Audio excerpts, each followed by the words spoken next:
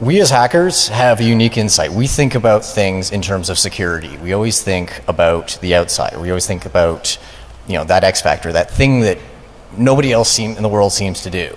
Just for reference, here is the statute out of the United States Criminal Code about interfering with air navigation systems, of which basically half the stuff I'm talking about, if you actually did it, would be violating. You're looking at 5 years in jail and a bunch of fines and all sorts of fun. A program called Planefinder AR in October of 2010. Some of you may have remembered this program because it was pissing off Homeland Security, and I can't remember which congressman or whatever it was, but basically stood in front of the on the floor of Congress and said, all these horrible things, saying, "Oh my God, the terrorists can track our airplanes and all this stuff." And it's like, you have absolutely no idea how this works, do you? Essentially, what happens is you take your iPhone, you point it at a contrail in the sky or in a direction. It knows where you are, what direction and angle you've got it pointed at, and you're looking through the camera, and it overlays the flight information where the flight is. Just kind of cool, sitting in an airport and say, "Oh, what flight is? Oh, that's the one going to Honolulu. Okay, that's kind of neat." I played around with this for a while. Started asking, okay, well, how does this work? Where are they getting this information? It can't all be just downloaded onto the phone or something. It requires a web lookup. So this led me to sites like planefinder.net, FlightRadar24, or Radar Virtual. Essentially, what these sites do is they aggregate data from all over the world. Users set up ground stations wherever they are, and then collect data from flights going over, and feed this information into a common database. For each of these sites runs off of a different database, but then puts all this stuff into nice Google Maps or flyable maps, and you can see in pretty much real-time air traffic. Still, you can see what flights are coming in and out of town. Lots of interesting info. You can query and see, okay, what flight is this? Oh, that's the one to Honolulu. What kind of plane is that? Oh, 747, owned by these guys. Air traffic control really hasn't changed much since the 1970s. Primary radar, the big radar dishes you see, rotating on top of the conning towers. Basically, they just send out a signal, bounces off metal, comes back. That's how you tell where something is. That's what they've been doing since the 1970s. They now have a transponder system, a secondary radar system. So as that radar goes out, it sends out a pulse that the transponder receives, and then sends out a signal back with a transponder code as well as altitude information. So previously, with primary radar going around, they knew the bearing and approximately the distance of the flight, but they had no idea of altitude. They didn't know anything. All of that was transmitted over voice channel. Now, with secondary radar, you at least have some sort of tracking saying, "Oh, this is American Airlines flight, da-da-da-da-da-da." But there's still a huge amount of work required. There's still a lot of voice communication going back and forth. This interrogation only happens every few seconds, and when you've got something flying 500 miles an hour, its position changes really quickly. So you aren't getting as accurate a picture of what's going on in the sky as you think. The pilots get no benefit. Air traffic control knows where they are. The pilots don't. Any saying, "Oh yeah, you need to be careful, there's another flight over here," that all comes back from air traffic control. The pilots are essentially flying blind in a lot of ways. It's kind of scary.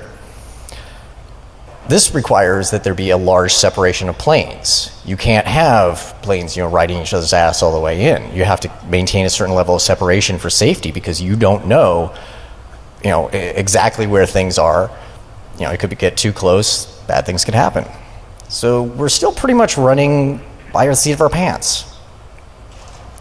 IVR, which is basically a waypoint-based system, is not optimal. So a lot of airlines are saying, well, we need to improve this, because if we're flying point to point to point, shortest distance between 2 points is a straight line. They aren't doing that. They want to be able to do that. It saves gas. You're always hearing about the fuel surcharges and all that crap. In the late 90s, FAA and others created an initiative to revamp air traffic control in the US and, by proxy, essentially the world. So ADS-B is Automatic Dependent Surveillance Broadcast. Planes are now being equipped with GPS to determine their own position.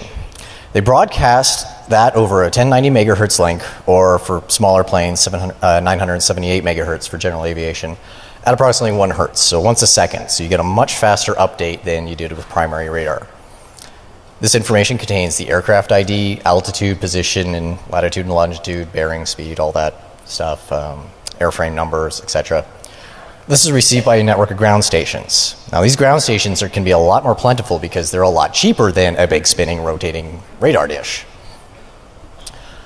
This is particularly useful because you can also stick these ground stations on things like offshore oil platforms in places like the Gulf of Mexico, where there hadn't been primary radar coverage before because you couldn't put a radar dish there. This protocol works in two forms. There's ADS-B out and ADS-B in. So, quick graphic here. You can see planes using GPS to determine the location. They send a signal down to air traffic control. There's also some interplane communication, which I'll get to, and data coming back from air traffic control to the plane. So it's a lot more data being pushed around than previous systems. There we go. But when you start looking at the protocol itself, this looks like a lot like a network packet, doesn't it? So with ADS-B out, this is from the plane out to the world and out to air traffic control. No interrogation needed. This is the automatic part. Okay, that's getting annoying. Instead of the primary, secondary radar system, planes just report their position via GPS. It's sent omnidirectionally, every direction, to the ground stations and other aircraft that are in the area. Air traffic control scope, used to be the big sweeping arm, going around in the old CRT tubes. That is now replaced, digital displays, and populated from this information. Uses 1090 megahertz for the commercial stuff, the big 747s, commercial airliners. General aviation uses another system on 978 megahertz, UAT. It's a slightly different link format, but effectively it does the same things. So, ADS-B in is information flowing into the plane, which is something that's fairly new.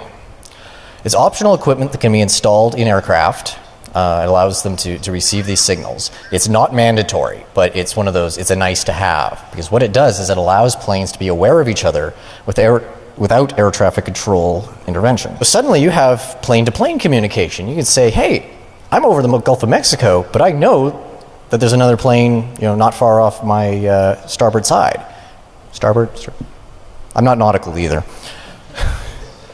For UAT, for small aircraft that have never had weather radar, they're now able to get weather reports in from air traffic control. So this is awesome if you're flying around in your little Cessna. You can actually know what weather is coming up. You're not having to guess or look at forecasts, which are notoriously not the most accurate thing. The amount of situational awareness increases dramatically. This makes air travel safer. You know exactly where everything is around you. Less chance of collisions, etc. Also works for ground equipment, taxiing aircraft, other equipment on the ground. It is expensive, though, to put these systems into commercial airliners. $5,000 to $10,000 for just the broadcast out, up to $20,000 for in, because you got a whole new display panel that needs to be put in. This stuff ain't cheap. General aviation market is getting a lot cheaper. Nice little handheld, GPS size units are out now. But the problem is, for a lot of the testing I was looking at doing, there's not a lot on the used market yet. So this gets to be a bit of a problem. This is as of 1:35 p.m. this afternoon, London. ADS-B is unencrypted and unauthenticated. Anyone can listen to 1090 megahertz or 978 for general aviation and decode the transmissions from the aircraft in real time. It's a really simple pulse position modulation. It's not a very... They want this thing to be very robust because, you get a lightning flash or something like that. You don't want your signal scrambled. You want this to just go through. It's really simple stuff. There's no data level authentication of the aircraft. Just a simple checksum. You don't know that it actually came from that aircraft.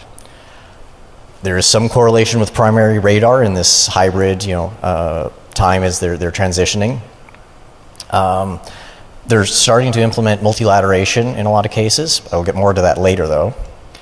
But I'm running a ground station at home, sitting on my desk, little box, Mode S beast that records, that's hooked to a big, 4.5-foot antenna that takes in this ADS-B signal from the surrounding area, processes it, uploads it to the internet to some of these sites, and I'm able to look at my own, personal virtual air traffic I'm able to see all the flight paths for the area around my home. And this is actually really interesting because there's times where, like, at 4 o'clock in the morning, this flight goes over when the airport's usually closed. I'm like, where the hell is that?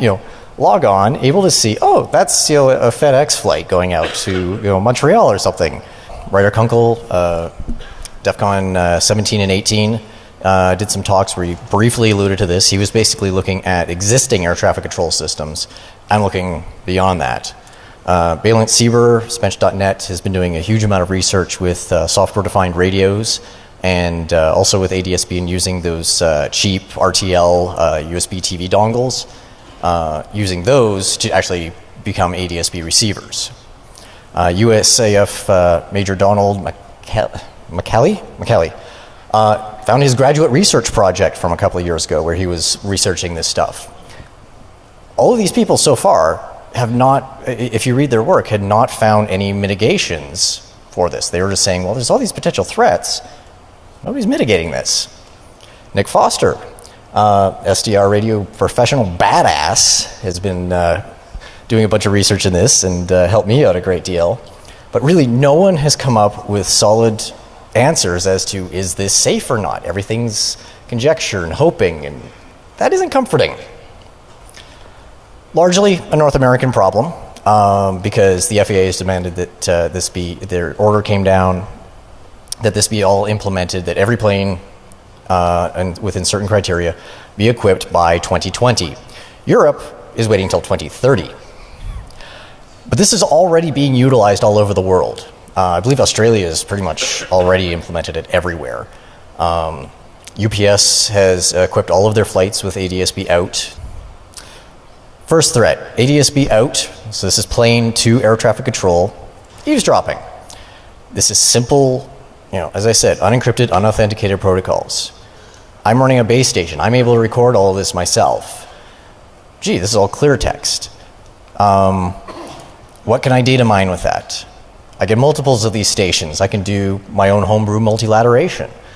Even if a plane is not broadcasting its GPS coordinates, if it's broadcasting anything that I can identify, I can still locate that. Air Force One being a prime example of this. The data mining potential, we know it's in the air, when, where. Remember the extraordinary rendition flights from a few years ago where they'd grab a guy in one country, take him to another country to beat the living crap out of him? All of that was uncovered by a bunch of plane spotters who were looking at flights that weren't on normal data channels and tracking where they were going. Because essentially, in order to play nice in airspace, you have to tell air traffic control who you are. I highly suggest you stick around for the next talk, Busting the Bar, because they're talking about this exact sort of stuff where they're data mining this information. Their method is a little different than using ADSB, but you augment their method with ADSB and you're going to have a hell of a lot of data to mine. Another obvious attack vector, injection. What is to stop us, other than a very long jail sentence, from injecting ghost flights into air traffic control systems? Documents that discuss using primary radar, actually bouncing signal off metal, that talk about fusing that with ADSB in order to verify, okay, this plane says it's here. We actually have metal in the air at roughly that location. We can, kind of trust that. The same documents that talk about using this system also talk about, hey, ADSB is cheap. We can now turn off primary radar. What happens if we introduce just slight variations of existing flights? Say, start with broadcasting the same location of that flight, but just sort of, make them diverge. How do you know which one's the real one? Generally cause confusion at inopportune moments. You've seen what a snowstorm will do around the holidays at hubs like, New York or Atlanta or wherever. It causes chaos for days. People sleeping in airports and all that. There's an Olympics going on. If you could suddenly introduce a whole bunch of random crap, because air traffic controllers are busy enough as it is. If you throw 50 extra flights in there that they're having to sit down and figure out, okay, what the hell is going on here? There's planes now circling. You've now got other, you got things backing up. It's instantaneous. It is scary when you start thinking about the possibilities of this. Could you train the system, create a false signal that goes same time every Tuesday at 2 p.m., this random flight that never responds and is never found to have actually metal there? Do that for a few weeks, and then, gee, that's where your smuggler's flight goes. There is some discussion of multilateration in this documentation. So multilateration is basically sort of the opposite of triangulation. You have a signal being broadcast from a location, your plane, picked up by multiple base stations. Based on the differences of time between those, you can actually build an arc as to where that signal came from. You get 3 stations, you're able to draw 3 arcs. Where they intersect, that's where your plane is. What about jamming? It happens. Radio misconfigured, something like that, starts broadcasting on 1090 megahertz. ADS-B doesn't have a contention protocol. It's just a simple broadcast. So if you get too many planes in the same area, the system falls apart because there's just so much noise. No, you can't get the signal through the noise. Let's look at ADS-B in. So this is plane-to-plane and air traffic control into the plane. You could inject confusing, impossible, scary types of data to elicit a response. You've got a flight that's been flying cross-country for a few hours. Pilot's a little tired or whatever. You inject something on his traffic display that suddenly says, yeah, there's a plane 500 yards in front of you. You could introduce conflicting data between air traffic control and the cockpit. Air traffic control says, oh, everything ahead of you is clear. No, according to my display, there's a conga line in front of me. Because the aircraft have no source of multilateration. They don't know they have no way of correlating where this signal is coming from. They just get GPS coordinates. That's it. They can't verify where that signal is coming from. This is only used for a traffic display. So this is just sort of a nice to have. It's not as important as other systems, but we'll get to those. GPS jamming. The whole source of this thing is GPS locating. You want a really accurate signal. North Korea is currently running GPS jamming along their borders. So it's already happening. The UK ran a bunch of tests along their highways where they had listening posts listening for rogue signals on GPS frequencies and found a whole bunch of them over a couple of weeks. Usually trucks mounted with jammers so that they're low jack so that the boss knows that you're where you are at any time. Some guy would just plug this thing into a cigarette lighter to jam that so boss couldn't track him. Newark Airport in New Jersey actually had a situation with this. On a regular basis, they would get a whole bunch of GPS interference at the same time every day in the same location. They couldn't figure it out. They finally knew, okay, it's a regular basis, we're able to track this down, we'll go out there, we'll camp out with direction finding gear and figure this out. What it was a delivery truck driver whose boss had low-jacked his vehicle so that, keep tabs on him. The guy'd plug in this cigarette lighter GPS jammer and then take a nap. And he would park right at the end of the runway in the parking lot. These things are only like $20 or $30 on Deal Extreme, so it's not like they're hard to get. GPS spoofing. We manipulate the signals from GPS satellites to say, oh, you're at a different latitude and longitude. The aircraft location tracking is no longer reliable. Okay, best case, we fall back to traditional navigation ads, get rid of some of the advantages of ADS-B. Worst case, such as if you're flying through a mountain valley in Alaska, you intersect something that's a lot bigger than you, and that would be bad. Iran may have used this technique to bring down a U.S. drone earlier in the year. That one I don't think we'll ever actually get a complete answer as to what happened, but still, it's interesting to consider. And there's just that university team just this past month that was able to take over a U.S. military drone and guide it by just spoofing GPS. Okay, so all these ground stations are networked together. Could I be sitting on the West Coast and inject something that shows up on the East Coast? I'm sitting in the West Coast, but my GPS that I'm injecting says East Coast. Chris Roberts, One World Labs. Look up his stuff. It is terrifying, the stuff that he has found. And then add all this ADS-B stuff into it. From his work, how do you know that the chip-level code that is being used in these implementations is actually what was originally submitted? A lot of this stuff's made in China. We're already finding situations where the code that's in the chip may not be exactly what was supposed to be there. Could this be used as a control channel? We now have data going in and out in a clear text fashion.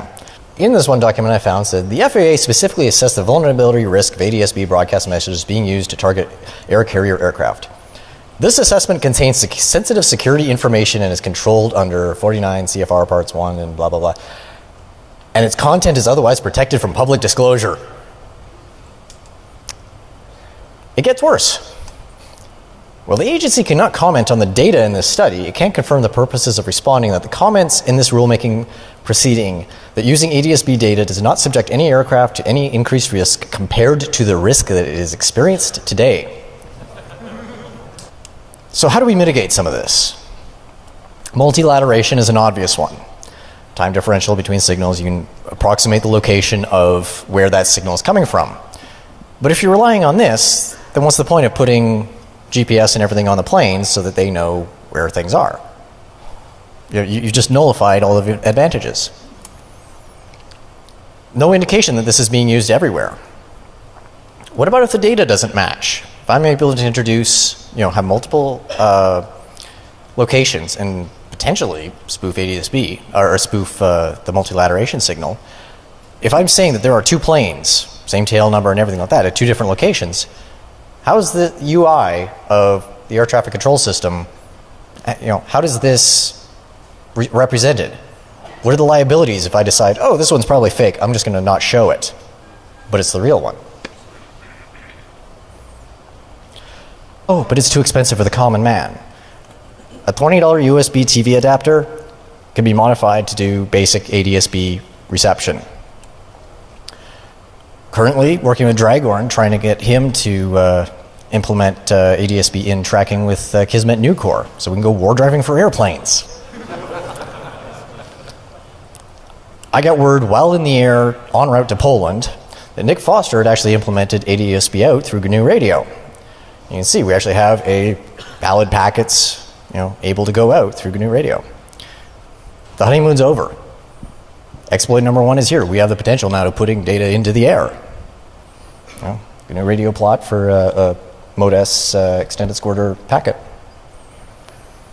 He also raised his game and impressed the hell out of me. He basically took ADS-B in on flight gear, the open source flight simulator, basically had one radio receiving real-world ADS-B packets, populate the virtual world of the flight simulator, and also has another radio that outputs from your little Cessna out to the real world. So, got a little video here.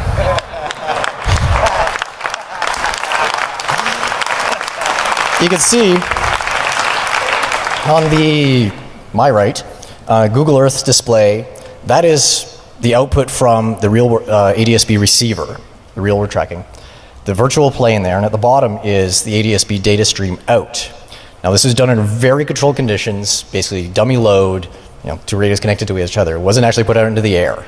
But, just to explain what's going on here, you see, okay, you've got real planes there, VDR, 211 and everything. Those are the real flights. Your mom is not the real flight. Your mom may be as big as a 747, but that's not her.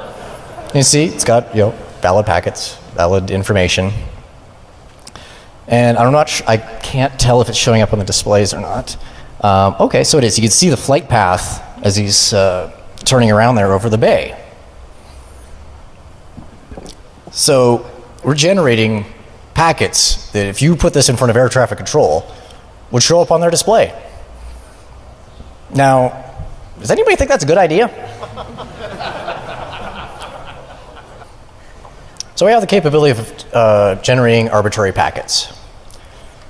I basically prodded Nick a little bit about this. He had thought to do it. It took him, a weekend. Anybody can do this. All the major testing was done at the 900 megahertz ISM band. It would not be difficult to adjust this. You can use UAT ADS-B as well. The next guys who do this might not be so nice. There are other things in air traffic control that scare me. Tailored arrival, where air traffic uploads a flight plan for landing to where they basically, pilot receives it, pushes a button, plane pretty much lands itself. Apparently this is also unencrypted, unauthenticated. Haven't looked into it, I can't confirm, don't quote me on that. The air traffic control system is huge and complex. Reading about one system leads you into a whole bunch of others. It's all tightly integrated. This will be mandatory by 2020. This will be the primary method of air traffic control. It's already used all over the world. There's some suggested reading, a few documents I found particularly interesting, but there's a lot of information out there. It's just not hard. So there's a collision avoidance system called TCAS that predates ADS-B. It's called Traffic Collision Avoidance System. It's how airplanes keep themselves away from each other. It operates on the same Mode S data link that ADS-B uses. ADS-B doesn't supplant it. It works with TCAS. TCAS is how airplanes avoid hitting each other. ADS-B is how airplanes know where each other are outside of that. So it relies on this cooperative ranging system. It's like a ping pong.